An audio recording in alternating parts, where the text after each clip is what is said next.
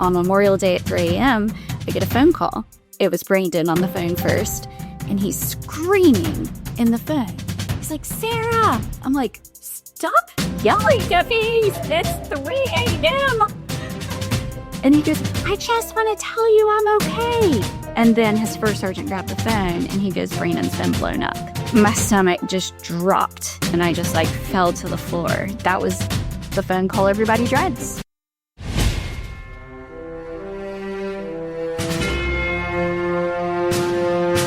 Welcome to Mindset Lessons from the Field. I'm Gina Kazowski, author of the upcoming memoir, Training with the SEAL. I am so excited for today's guest. If you are watching the show, you wouldn't know because I didn't reveal her yet. But if you're listening to the show, it's a female. I just said she. We have a female on the show.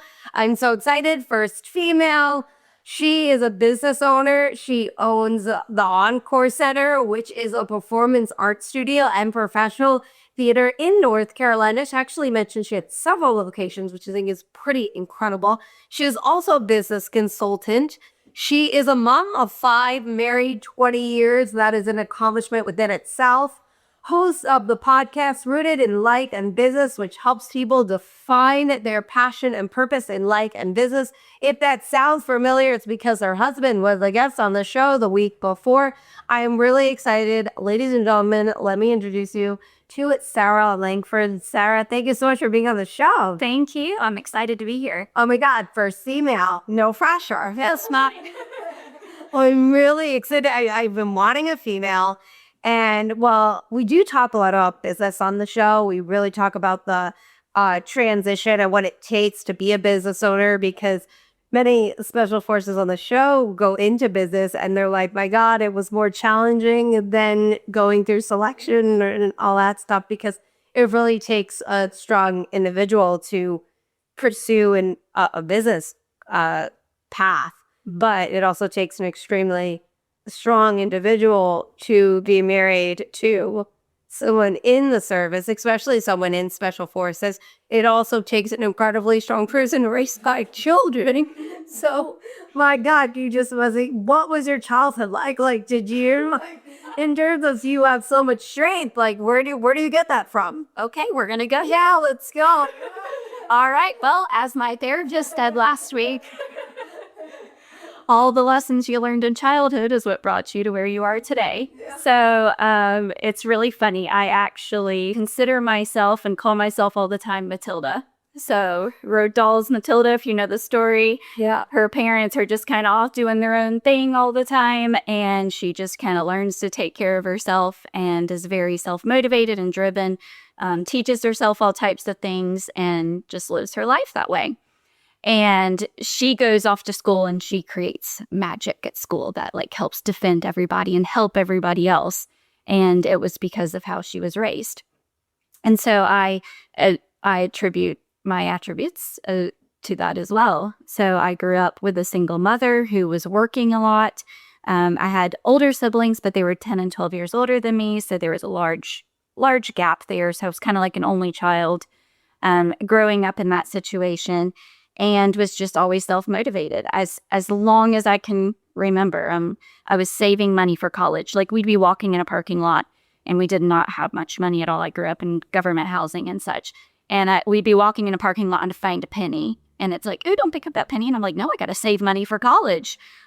As long as I can remember, I was saying that. I already had goals, aspirations, and plans of what I was going to be something and do something and pursue that in my life. I always also said I'd be the first person to stay married in my family and not get divorced. And were you surrounded by that? A lot of divorce? Yes, in my entire family.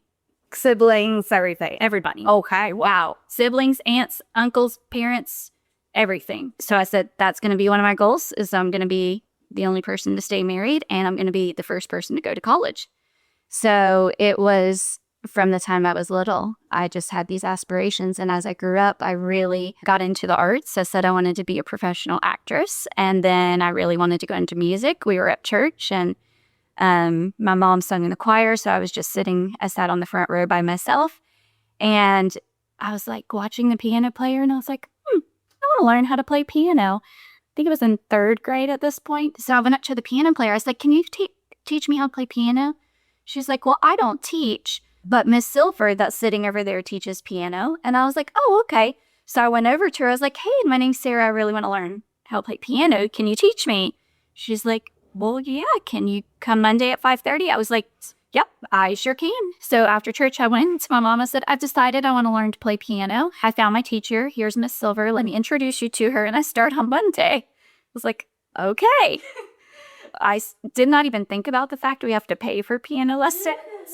And then later in life, I realized that Miss Silver never charged us. And I took piano for years and years and years. And so it was just like, I've just always been that way. Like, yes, just what I wanted to do. And if I knew I wanted something, I had to figure it out myself.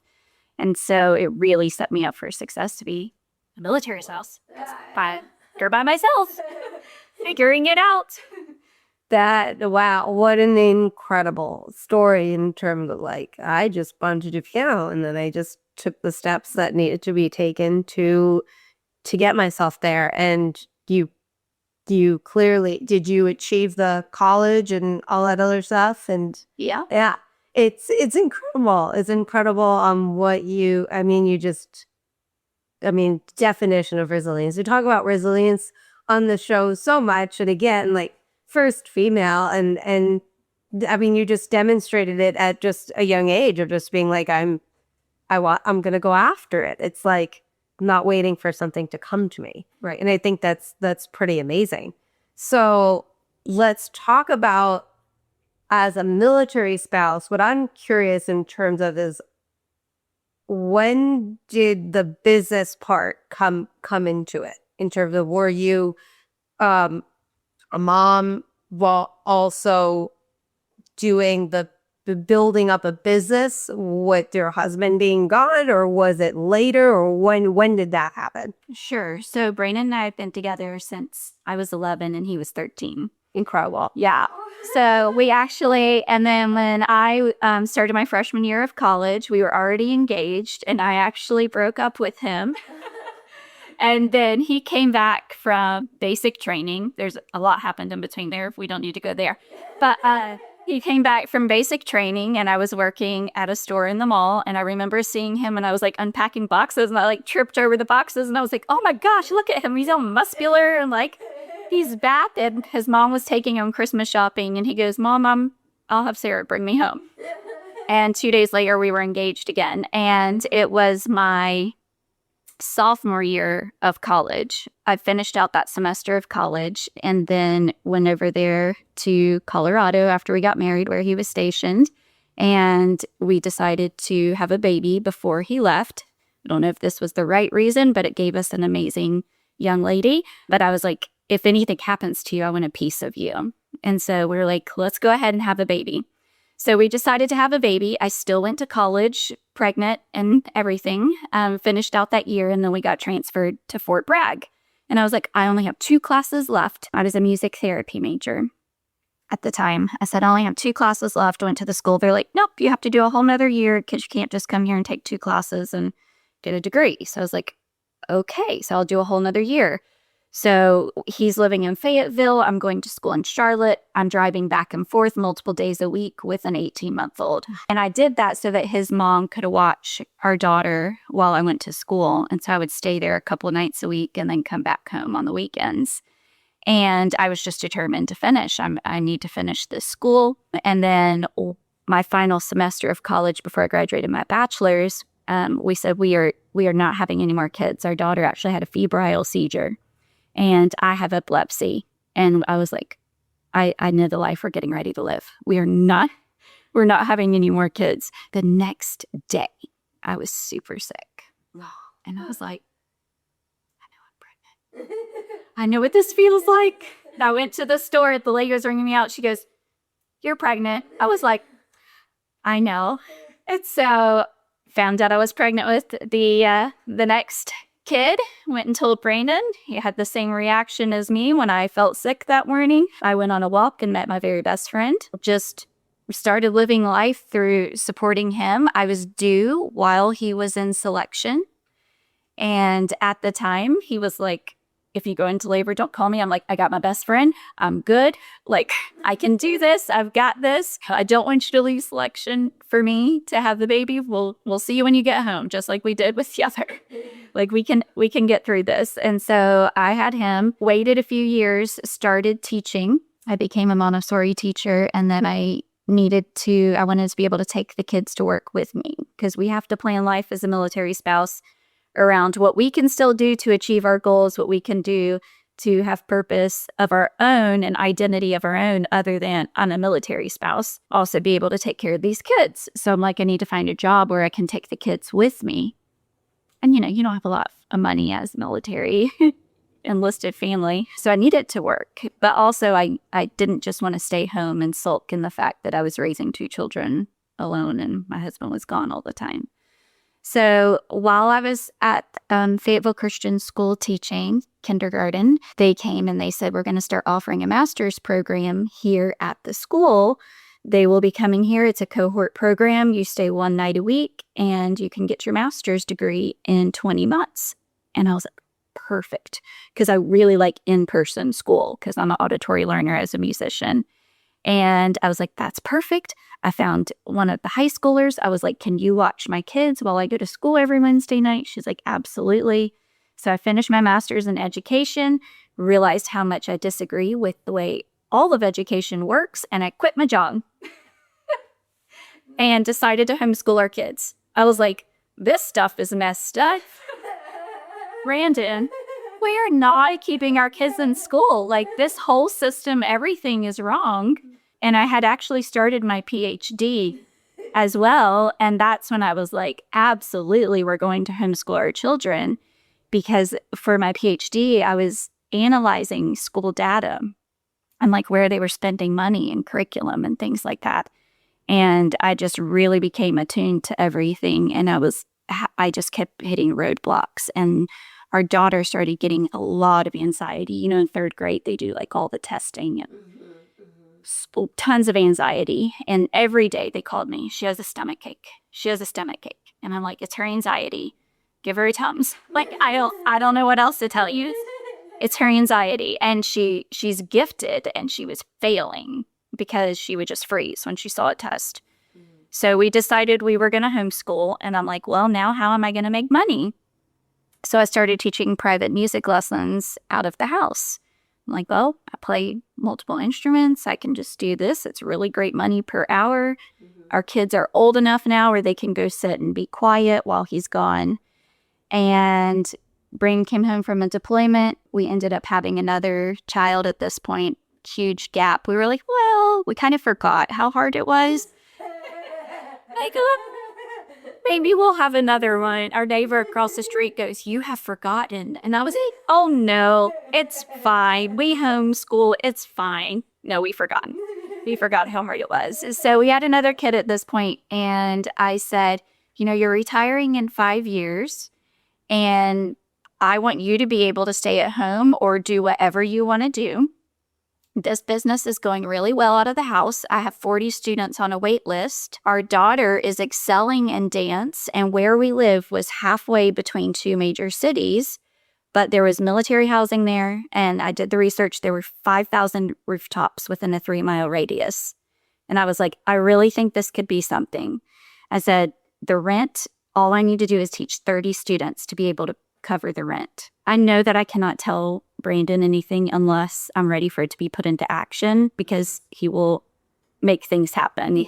He'll start researching and setting it all up and help me make things happen. So I was like, I waited to tell him until I knew I was ready. So we had another baby at this point, and I'm like, I'm going to do this. And we opened a performing arts studio. I did not think big enough. Before we broke ground, I had a registration event at a coffee shop, and 200 people showed up. Oh my goodness. At a coffee shop, maybe twice the size of this room. So there was a line out the door. People waited for hours. Wow. I had no systems, no anything. I literally had sheets of paper of these are the classes, and I can fit 12 kids, and handwriting a lot of nails, because I thought maybe 10 people, 20 people maybe would show up. But no, 200 people. Nice problem to have when you're first journeying. Yeah, it's like, we're going to make rent. I was like, well, we'll be able to pay rent. And I'm standing there with the few teachers that I hired because I had announced that I was opening this place. And the amazing thing about military wives are there's so many talented military wives, and they're looking for a place to hire them. And it's hard for them to get hired because everyone knows they're temporary. So it's really hard to find a job as a military spouse because people want retention within their business. And so I had one like, hey, I'm an Irish teacher. Hey, I can teach guitar. Hey, I can teach piano. And so all these people kept coming to me with all these ideas. And I just all of a sudden had incredible people. So I'm standing there at the coffee shop. I'm like, can you add a class on Thursday? Can you add a class on Tuesday? I'm like, now we have a whole bunch of 4-year-olds we need to accommodate. And we just figured it out. And I'm not going to lie, it was a hot mess.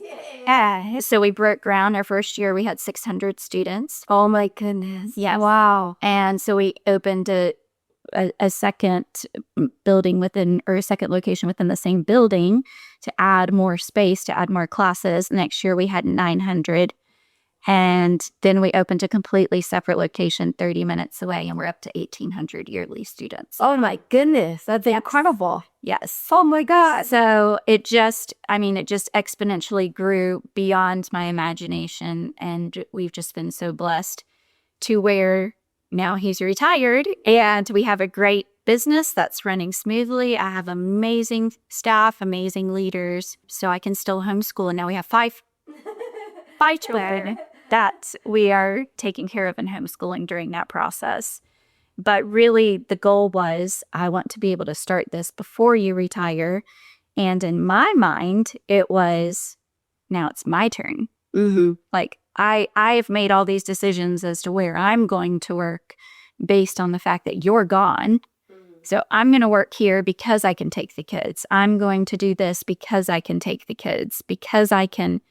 I figured out all these systems of how to run life because my husband's gone, and I saw it as finally when I got the phone call where he said he's going to focus on family. I'm like, finally, now I can do the things that I really want to do and my goals and aspirations. Yeah. So, oh my God. Wow. That's incredible. Oh my God. Yeah. Congrats. Yeah. Thank you. This podcast episode is brought to you by Thrivers Coffee. Podcast guest Nick McKinley's company, Deliver Fund, brings you guys Thrivers Coffee. It is ethically sourced, it's organic, and it supports traffic survivors. That is right. Thrivers Coffee is all about empowering us to making a difference in the fight to end human trafficking. That's why 100% of the proceeds go directly towards their goal of bringing freedom to victims of human trafficking. So if you guys love coffee that is organic, ethically sourced, and tastes absolutely delicious, and want to help to end the fight of human trafficking, check out Nick McKinley's company, Thrivers Coffee. As I'm hearing it, that as someone who is running a business, I have a couple of businesses, but I just have Gina, right? I have my nephew who's like the love of my life, and I can drop everything for and go to him, but I don't have 5 children depending on me, right? And you have to you're showing up for them, right? But then your husband's not there, and you're living the military life where you move and things like all these things, as you mentioned. So, I commend you so much in terms of, then going to Seoul and taking your kids with you, and how, first of all, how challenging is it on a daily basis? I have no idea what it's like to be a military spouse, but how hard on a daily basis knowing that like your husband might not come home, right? And then how challenging is it on a daily basis too in terms of raising your family by yourself? Even though he is gone and as he is coming home, that has to be challenging. But then also the fact that they could show up at your door any minute, and you're talk about that. That's my God. Right. So it's almost like two completely different lifestyles. We're actually watching a TV show called Severance, and like they have like a work life and like a home life. And I considered our life like that as like the Brandon's gone life and the Brandon is home life. Yeah. And I definitely would talk about that too. Oh, yeah. So I'm remembering, like, what is it like running your family without him? And then what is it like with him? And what is the relationship like? I know for myself, and like me and my mom have this very, very special bond where like I can share and tell her anything I need to and want to. And me and my dad are super close too. Like, we're fantastic and great. But like, you know, I don't know if any of the kids like would come to you and be like, now he's coming into our life, you know, like all like the drama that kind of brings. So let's talk about what I just mentioned prior to that, and then we'll go into that life. Yeah. So especially at the beginning of his career, I mean, it was, you know, you were seeing on the news almost every single day soldiers dying, because that was 2005, 2006. You're seeing that on the news every day. Or in Colorado, and I'm in class, and, you know, his grandmother texts me, "Have you heard from Brandon today?" And I'm like, "Why?" Well, on the news, I just saw this, and I'm like, please. So I had to set up boundaries because I did not watch the news intentionally. Yeah, social media was not as big back then, clearly. I think it was like MySpace or something at that point. So you didn't, there were no iPhones. You didn't have the news in the palm of your hand. And so I had to just set up boundaries and be like, if you see anything on the news, please do not contact me. Because I hear the mail guy and I think it's people in, you know, their dress uniform coming to tell me. And his first deployment was very rough. I, you know, was pregnant with our daughter, as I mentioned. I actually came back home to North Carolina to have the baby because I wasn't sure. I was out in Colorado by myself. I didn't really know anybody. And I wasn't sure if he'd be able to come home for the birth. And then when I was pregnant with our second child was the second deployment in Iraq. It was not long after he was gone. But on Memorial Day at 3 a.m., I get a phone call. And I answer because I'm up because I was pregnant again. I use the bathroom at 3 a.m. every night. So I'm like, okay. And I like look and I'm getting a phone call and I answer and it says First Sergeant. Actually, it was Brandon on the phone first. And he's screaming in the phone. He's like, "Sarah!" I'm like, "Stop yelling, Duffies. It's 3 a.m. And he goes, "I just want to tell you I'm okay." And I'm like, "Okay." And then his first sergeant grabbed the phone and he goes, "Brandon's been blown up." Oh my God. And my stomach just dropped. And I remember I was standing initially talking to him and I just like fell to the floor. And I was like, oh my gosh. Yeah. And that's why he wanted to get on the phone. He actually couldn't hear me at all. His eardrums had been blown out. That's why he's deaf now. But that was the phone call everybody dreads. Yeah, you know. Oh my God. It was and it was just a brief. It was quick. He's been blown up, but he's okay. We're sending him to Germany to get treated. And I'm like, I don't know. So it's 3 a.m. So I'm like, do I call his family now? I'm not going back to bed. Yeah.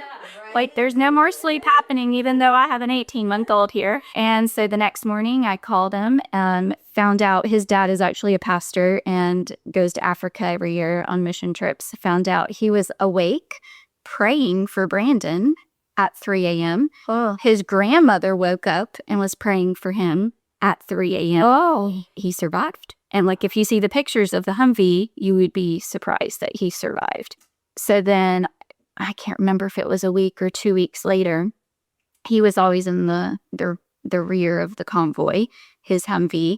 A week or 2 weeks later, where his Humvee would have been, I got a phone call that another Humvee hit an IED and everybody died while he was in Germany.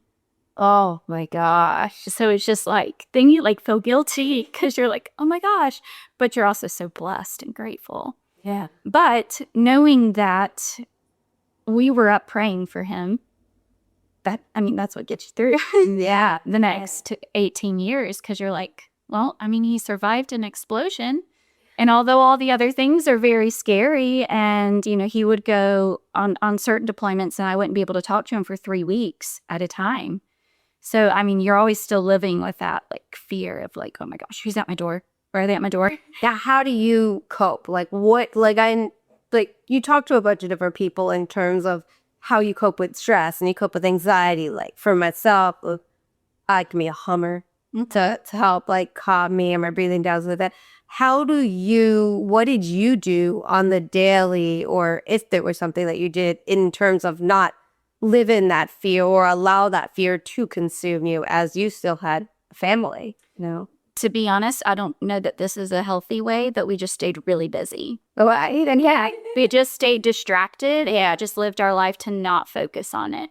We had a routine that every time he left, we would go on vacation or we would go do something fun immediately after. Like I would schedule and book something for the day he was supposed to leave so that we could go do something fun so that we weren't just sitting there dwelling on. I love that, actually. Yeah, I think that's smart. That's, the distraction. Yeah. Yeah, so our kids are like, okay, well, dad's gone. Oh, we get to go to the pool? Yeah. Oh, we're going to the beach? Or, oh, we're going to go see grandparents. It was like, we're not going to dwell on this. There's nothing we can do about it. So we're just going to live the best that we can live while he's gone and enjoy that time. That was just what we did.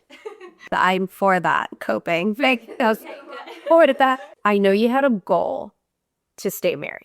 Like you wanted that, right? He, though, I'm assuming that you wanted was happily married, right? You wanted to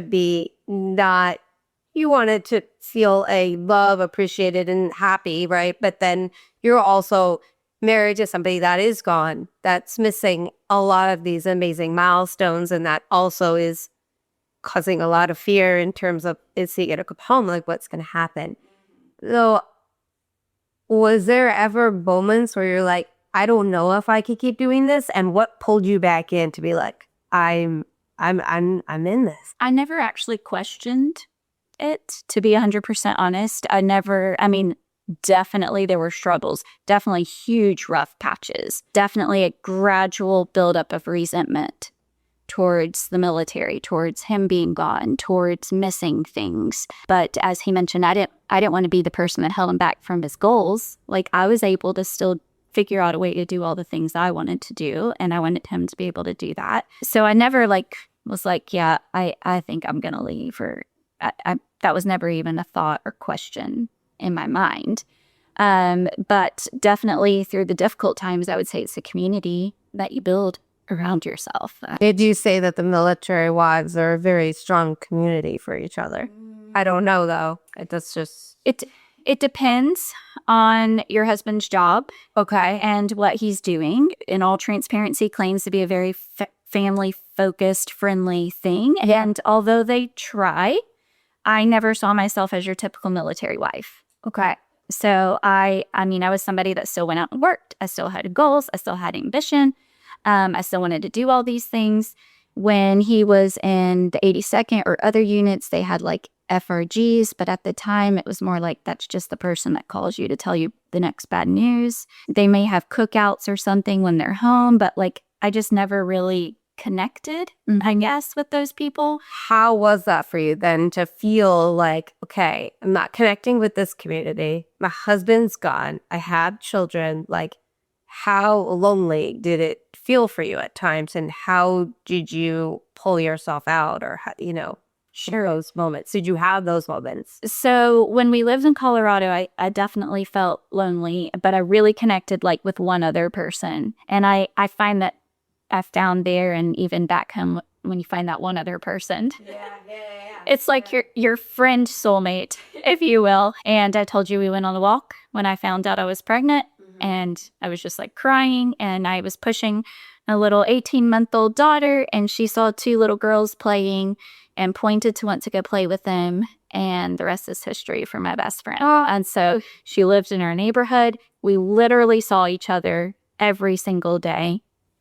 And I really think having another solid person to get you through it, since I didn't have I have family, but it wasn't like a great, strong support. Everybody kind of still did their own thing. And family doesn't understand, right? Mm-hmm. Unless they were a military family, they don't get it.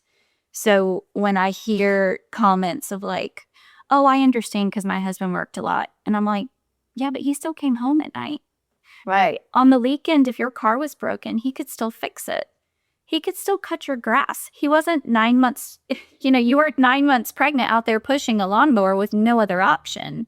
Like that's not the same thing. So they just don't fully understand what the lifestyle is like, but having someone there and other people that care about you and support you is really like the only way I got through it. Once I started working at the school and there were other working spouses and things like that, that definitely helped build that community and support system. But really, as a military spouse, you have to go find that. They don't provide it. There's no actually, my friend just wrote a book. It's called Mission Ready Marriage. And it is incredible. I was like, why didn't I have this years ago? And it talks about that, how you'll build resentment towards them because they're always gone. Because when they get home, they're like, okay, now you need to go to this school. Okay, now you need to go to this TDY trip. Okay, now we have to prepare for the next deployment for 3 months. So you need to go to Texas to prepare, or Montana, or wherever. And yes, they're safe at that point, but they're still not home. Like, they're still not there to support you. How do you get over that resentment? Still working it out. Yeah. Yeah, to be 100% honest. And I can dive into the life with and life without now point, I guess. So essentially, the first part of his career, he talked about missing the first 8 years of our kids' lives. Right. Because we switch units. So he has to deploy with that unit. Then he switches to another team, and then he has to deploy with that team, and then he goes to a school. So he's only home for like a couple weeks at a time. So when he'd get home, I'm at work, and he's like, when are you coming home? I'm like, well, we have soccer practice, and then we have this, and we have that. And he's like, oh, I didn't know. And I'm like, I'm sorry. Like, we're still not home. And I think the expectation was, for him, I'm home for such a short period of time. Y'all should drop everything and spend this limited time with me. And I'm like, no. Like, I stay the disciplinarian. I stayed everything because I'm like, our kids need consistency so that when you're gone, it's always, every time you'd leave, it's a 3-week adjustment. Every time you came home, it was a 3-week adjustment. The problem is a lot of times he was only home for 3 to 6 weeks. I found the best way to handle it was we keep our schedule, we keep our routine, we keep the consistency of me being the disciplinarian and the mom, and you can just come and be the fun dad. And I'll stay the bad guy so that when you leave, they don't think their disciplinarian is gone. And so it was just figuring out really a system that works. The problem is when they either are towards the end of their career or retire, that system doesn't work anymore. Right. Yeah. Because now he needs to be the dad. But I'm used to being the mom and the dad and handling everything. So it's like, oh yeah, you are here and part of our lives. Oh yeah, I do have to communicate what I'm doing, when I'm doing it, where we're going, and, loop you in, if you will. But initially it was kind of like, oh, just somebody else I've got to think about when I'm not used to it. And then the switching on and off of dad's home, dad's not home. That has to be hard for both of you. I mean, it's like, for one, it's like, I'm part of this family. In dad's eyes, it's like, I'm part of this family, but I also don't feel like I'm part of this family because their life is still going and I missed it, right? And I have to catch up and I feel lost, right?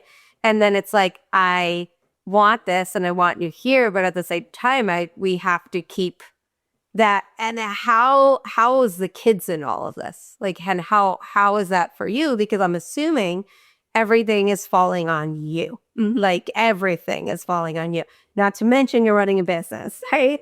And all that falls on you. You're the owner of it, right? And so how does it work for you? And then what do you do for yourself to maintain? I mean, you seem like you have it together. You seem like you have this great positive energy of smile on, but what do you do for yourself to have this this front? I would say, as far as the resilience and back and forth and all of that, as his career changed, as he decided to make us a priority, it was great. at the same time, I saw so many of my friends, their husbands were starting to retire, and I saw so many people getting divorced. And I was like, why is everybody getting divorced after they retire?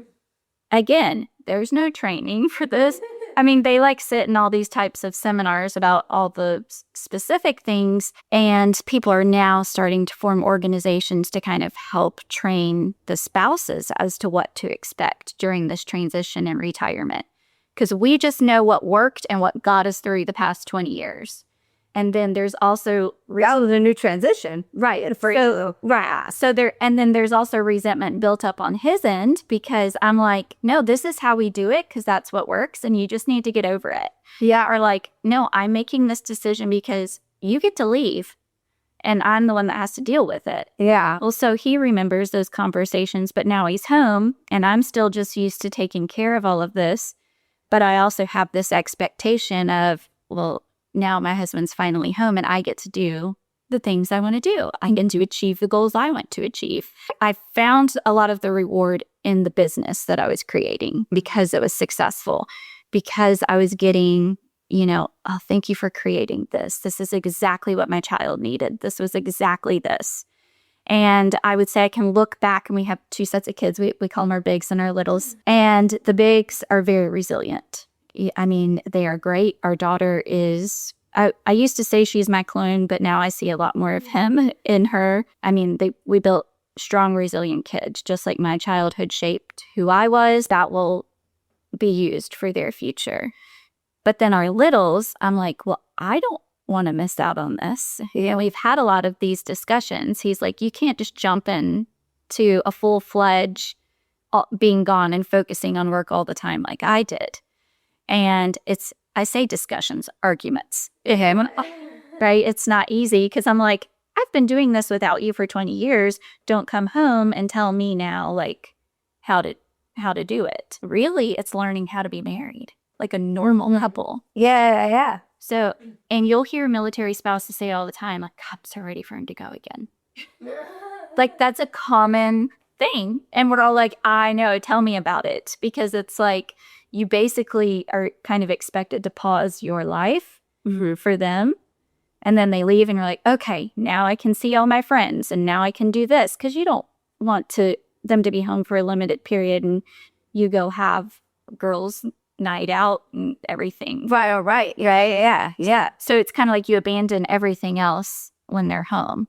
So then when you go through the retirement process and you're used to abandoning everything when they're home, and then you realize, wait, but I'm losing this, and now I have to figure out how to work him back in to everything that I've built over the past 20 years. Is it just been right? And there's no manual, there's no training. You just have to figure out what works. And I mean, kudos to you guys in terms of really wanting to figure it out. It's so much easier to just be like, goodbye. Like I'm, like, and I understand that part of it, but I mean, speaking to both of you, I mean, you're right, very committed and resilient to be like, we're just going to figure it out. Like, it's like, we're going to mess up. We're going to get it wrong. Like but something's going to work. Right. And you're doing it. How was it for you in terms of with your bigs, with dad coming back in and you also, because he did mention there was resentment there with those kids, but then how is it with the littles and stuff like that in terms of everything again on you in terms of, you're there seeing it all in life happening. So, and how is it as a parent, like to for your kids on what they're going through? Right. It's hard because I just want to hold them and cry. But I'm like, but I have to be the strong person. And I also kind of feel like I have to be their advocate, but not come across as like uncomplaining. So, Brandon kind of talked about the transition and not being able to find a job. And he's like, oh, I can go work for this company that I was doing this training with before. I only have to be gone for 45 days. And initially I was like, absolutely not. But then I could tell like he wasn't happy not working. So I was like, I want you can go do that. We can handle it. Well, our youngest 2, we're not used to him being gone now. Because during retirement process, like they're just at doctor's appointments, getting treatment, doing all the paperwork, all that stuff. And so when he left for that trip to go away, our kids that are potty trained are wetting the bed. And I'm like, Brandon, you can't. I'm sorry. Sorry, I said you could go, but you can't leave us. They're wetting the bed. That is, they don't know how to explain their trauma. They've not wet the bed in a year. And now they're wetting the bed. And they're throwing a fit about everything.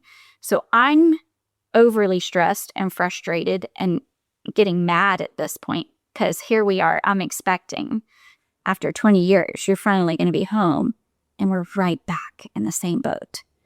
And for what? I mean, yeah, it's good money, but like, let's not repeat this with our kids. And it was a lot of, a struggle, but then really praying about it, coming together, discussing how we can do this. But now we also have to address all the issues from the past 20 years, the arguments, all the things that we never discussed or we threw aside because we knew he was getting ready to leave again. Right. So it's like, yeah, I'm just going to let that go. He's getting ready to leave again. It'll be fine. I'm not going to hold on to that. Same thing for him. yeah. She's going to be able to, take care of it, and I'm not going to have to be here for it. So we just won't address it. So now we're addressing all the issues from 20 years that were never addressed, all the things we never actually talked about, and getting treatment for traumatic brain injury, PTSD, and Tim finding his identity. And so it's just a hot mess. And honestly, it's a miracle that we're still together. And it's and I truly mean that. Like, it literally is God and us aligning our goals, our faith, our aim, us being able to support each other in that. But now we were living a parallel life, but now saying we are committed to doing this together, and we are committed to doing it right. And it really takes humbling on both people's part. I have to humble myself and say, I will not put my career before you guys. I am content with it only being 1,800 students and 72 staff members. I will not open another location. But also, I've learned so much throughout that. And I have learned to raise up leaders within an organization so that I'm home every day. Mm-hmm. I'm homeschooling, and this business is running beautifully. And these people do a better job at this stuff than me. And I get to pay all these people to do it. Like, yeah, what a reward to say, I'll sit there and calculate their paychecks. I'm like, oh my gosh, Brandon, this person makes more than me. That is rewarding in itself. I don't need to be in the business, right? I own it. And I've raised up leaders that now are fulfilling their passion and purpose. And I can still be home with the kids every day and homeschool, and we can spend time together as a family and take care of all those animals and all those things. Wow. So it's really humbling on both people's part to be like, everything we achieved on their parallel lives, we need to not make that a priority and make us a priority. And now these children, we need to make a priority. But there's secondary PTSD that spouses get. And they're starting to create programs for spouses for that, because I've dealt with this PTSD since 2005, since he came home from his first deployment. And he told you some stories from that. Yeah. And that was just one story. There's... Yeah. I mean, that's terrifying, right? And you're living with that and that fear and the fear and the stress that we live in then causes health issues within ourselves. And you also have a lot on your shoulders with, going through school and then moving and finding a support system, and also then going to find a purpose and opening up a business and doing all this stuff. I mean, while raising children and having an absentee husband, my goodness, like, how do you stay afloat? And like, what do you do for you in order to stay grounded and centered. And I also want to ask you, just from the Gina female perspective, okay, is that took me a while to not be this way, but very emotional and very like hold on to that resentment, and how do you work together to not be in the resentment and hear and listen to each other and not punish each other for that resentment? Be honest, for myself, I abandoned that for a really long time. And that's why I'm now in therapy. Because I was just like, I got to get this done. I got to focus on these goals. This is what I have to do. And I told myself I have to do this. And I did abandon that for a really long time. And the way that I go until my body shuts me down. Mm-hmm. And it would. That's me. I get that. I understand what you're saying. Mm-hmm. I mean, I don't have your life. However, I do see a lot of my qualities in terms of when I was 12, I wanted to become a singer. I made a music video and I gave to my parents like a manila envelope of all my music videos with the letter and it was like stamped to like Virgin Atlantic. I was like, oh, can you mail this? Like, they're ready to go. Just go to the post office with me. Couldn't drive. And, I was like, I wanted to do that. I wanted to become a first person to play Major League Baseball as a female. I wrote to the president and I was like in baseball. I put myself in baseball and I did all this stuff.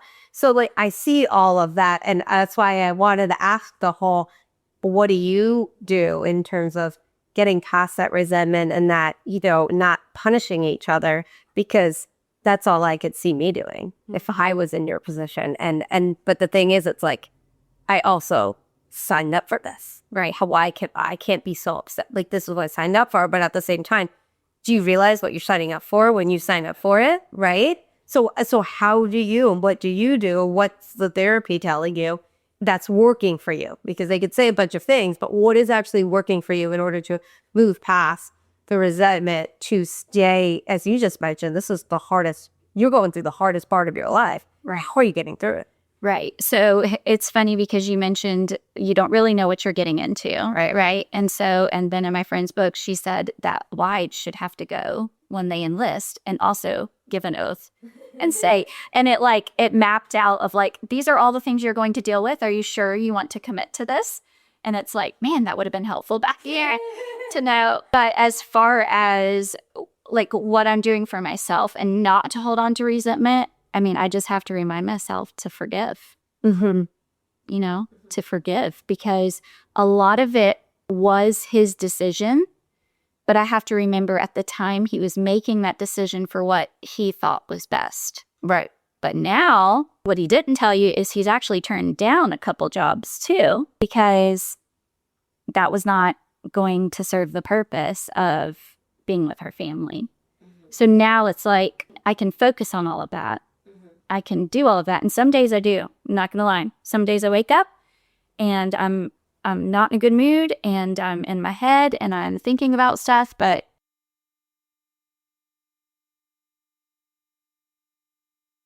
I have to retrain, if you will, the neural pathways. Yeah. Brain and I read a lot of the same books together, discuss it, and we keep each other accountable on that. Because like I said, we have decided we're going to get through it. And so we keep each other accountable on it. And I'm going to tell myself that this does not define who I am. This does not define who he is. And we will get through this. And you just have to come up with either you can use Bible verses, you can come up with specific commands, whatever you need to do to not focus on that and just be grateful for what you have in the moment. And it's even the small moments, like we'll sit on the back porch in the rocking chair and the kids are out jumping on the trampoline or hitting baseballs or doing whatever, even though most of the time you're whining or crying. But you have to sit there and just soak it in and be like, it's Monday at 12:30 and we're sitting here on the back porch, And even in those times where people are like, Brandon may be upset of like, my friend is doing this and they have all these achievements. And it'll be Tuesday morning and we go to breakfast together and then we go to the gym together. And you have to stop and be like, man, how grateful that on a Tuesday morning, we can do this. It wasn't easy to get there. It wasn't easy to build a business that got there and to be able to have that freedom. And it can't always be that way. I mean, the business definitely has fluctuations of times where I'm super busy and but I map it out and say, hey, May 1st through June 15th, I'll see you later. Like, I'm home, but I'm definitely going to be busy. And it's just about setting that expectation in advance of what that is and really trying to treasure the moments and that you can. And we recently went on a trip with two of our friends, Homesteaders of America conference. Who would have ever thought we'd do that kind of thing? My friend's husband said, man, I wish I could just stay at home or farm. And Brandon's here thinking, man, I really wish I could find a 60-year job. And everybody thinks the grass is greener on the other side, but the cliche, it's greener where you water it. Right. So, yeah. The Brown show that mentioned that one. Yeah. The grass is green where you water it, right? Yeah. So how do you help your children get over the resentment? I'm sure it also wasn't easy dad back in the picture, right? You mentioned it earlier in the show, but how were their emotions and how do you as a mother help them with those emotions? We're just very transparent and open with our kids, especially when he's going through treatments or PTSD training or whatever. I initially used to try and be like the person in between, and I still catch myself doing it. Like, no, you calm down. I got this. Or, telling the kids he's not having a good day. We need to just let him be and I'll take the kids out. You can have your moment. But now that both of us are more self-aware of that, he's able to say, I'm going to need some space today or, whatever it may be. But as far as the two older kids, they both are in therapy. They have stuff they need to talk about. And they are welcome to come home and talk to us about it if they want to, but they don't have to. But we are 100% transparent with our kids. We say, I'll tell them, I understand your resentment. I have it too. I'm mad too. And Brandon will say, I understand why you feel this way. I know I was not around for the first 8 years of your life. I know I missed the window to build a bond with you, but I'm trying. And here's the steps I'm taking, and I'm getting this treatment, and I'm going to therapy, and I'm doing these things, and I'm here now. Whether they want to receive that or not is up to them. Right, exactly, yeah. And teenagers are much harder already to get through, too. So, yeah. So, again, that's why he said when he was on, you just do the best you can. Do the best you can, yeah. You do the best you can, and, the other three, and hopefully we can make up for it and not make them too spoiled by having everything, both parents all the time, because, we really built resilient kids with the older two. So now it's the balance of figuring out how to be healthy kids that can also understand struggles. And so it's really just about being open and honest and transparent. We don't act like everything's okay. Like, they see us argue, but they see us resolve it. Then we talk to them about it, and teach them how to handle conflict in life. So what do you have for our listeners, in terms of developing the mental fitness, right? To when they're in a boat, you didn't know what you signed up for. You might not have signed up for it, right? Had you known that, but you're in it and you want to stay in it, right? It's just something that you want to get through this challenge, no matter what. We all have challenges thrown at us. Sometimes it's easier to abandon ship and you're like, no, I don't want the easy route. I want to go this way. What do you have for people that might be in the similar situations and to do daily to be able to get through it and also take care of their mental health and their mental fitness? Yeah, it's the same thing Brayden said. It's how you start your day. It's how your mindset is. So taking that time in the morning, whether it's meditating for some people, but for us, you read the Bible, we pray. I am now an avid, I say reader, but I'm an avid book listener. Yeah. When I read, I can read like a whole chapter and at the end, like have our meals planned for the week. Like, I don't know how, but I can have like 2 things happen. I get it. Like, I am an avid reader, but I think it's the same thing, whether you're reading a book or you're listening to an audiobook, because I'll do that too on my morning walks. I'm audio booking. Like, that also is something I do for myself. And to get me to go to the gym, it's an audiobook. Yeah. Like, I am so excited because I work so much that like I go to the gym in the morning to listen to my audiobook. And that's what gets me going to the gym, because I love reading. But I find it's reading. Yeah, audio listening doesn't matter. It's, yeah, you're still learning. Yeah. You're still soaking it in. But definitely, there's resources out there for almost everything. So I think it's first, you have to acknowledge it, right? You have to say, why is my body shutting down right now? What is going on? Because I think in the way that we are, we just all abandon those true thought processes and self-awareness, right? We just get on our phones and we scroll social media, or we move on to the next project. I mean, they say our attention span is decreasing. Like, Oh, yeah, we disconnect. right? We don't want to deal with it. We disconnect. Right. So you have to be aware, first of all, like, why am I feeling this way? Why is this happening? And then I'm probably too hypervigilant, but I'm like, okay, this is a problem right now. Here's 6 books I'm going to listen to and write about it. So I have to remind myself to like just slow down a little bit and put that margin in, and healthy boundaries as far as, social media or screen time, and creating that margin, because I lived so long just being busy and filling the time to get through the time instead of savoring the time and enjoying those moments that I had. I think that's the big difference. So now it's like, we will enjoy these moments. We will go to the mountains last weekend and to the beach this weekend and just create these memories and be grateful for the time that we have. Oh my God, thank you so much for being here and talking with me. Man, that was incredible. I think you're an incredible human being. And you do really have some resilience. And I'm inspired by the fact that you've done so much and you've seemed so accomplished, and a business and a mother and a wife. And wow. Yeah, thank you so much for being here. Appreciate it. I appreciate it. Thank you. And everyone that's listening, please like, share, comment, subscribe, become a Substack member. It's completely free, and it's to help you build your resilience and your mental fitness to get through challenges that life is going to throw at you. I will see you guys all next week.